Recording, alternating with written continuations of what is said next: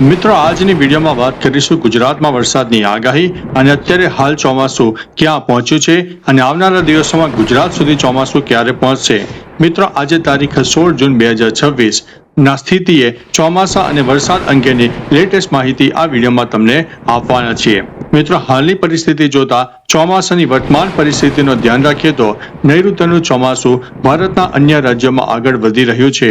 15 જૂન સુધીના IMDના રિપોર્ટ અનુસાર ચોમાસું મહારાષ્ટ્ર, તેલંગાણા, આંધ્રપ્રદેશ, ઓડિશા, ઝારખંડ અને બિહારના કેટલાક ભાગો સુધી પહોંચી ગયું છે।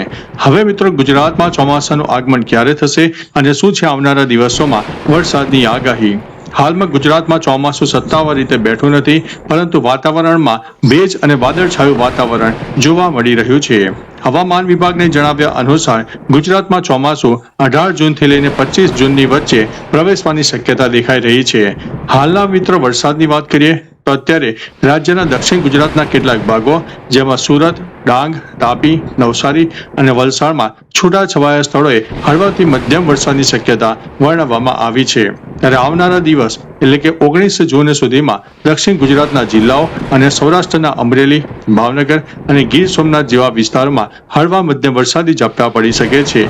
જો કે ઉત્તર ગુજરાત અને અન્ય વિસ્તારમાં અત્યારે વાતાવરણ સૂકું રહેવાની શક્યતા છે। હવે તાપમાનની વાત કરીએ તો રાજ્યમાં હજુ પણ ગરમી અને બફારાનો અનુભવ થઈ રહ્યો છે। અમદાવાદ જેવા શહેરોમાં તાપમાન 40 થી લઈને 41 ડિગ્રીની આસપાસ જોવા મળી રહ્યું છે। હવામાન વિભાગની મિત્રો લેટેસ્ટ માહિતી અનુસાર 18 જૂન પછી એક નવું વેસ્ટર્ન ડિસ્ટર્બન્સ સક્રિય થવાની સંભાવના છે, જેની અસર ગુજરાતના વાતાવરણ ઉપર પણ પડી શકે છે। વધુ ચોક્કસ આગાહી માટે આવનારા દિવસોમાં મિત્રો આપણી વિડીયો જોતા રહેજો। તો ચાલો મિત્રો ફરીથી લેટેસ્ટ ઇન્ફોર્મેશન અને વરસાદની નવી આગાહી લઈને મળતા રહીશું। ત્યાં સુધી અમને રજા આપશો। નમસ્તે।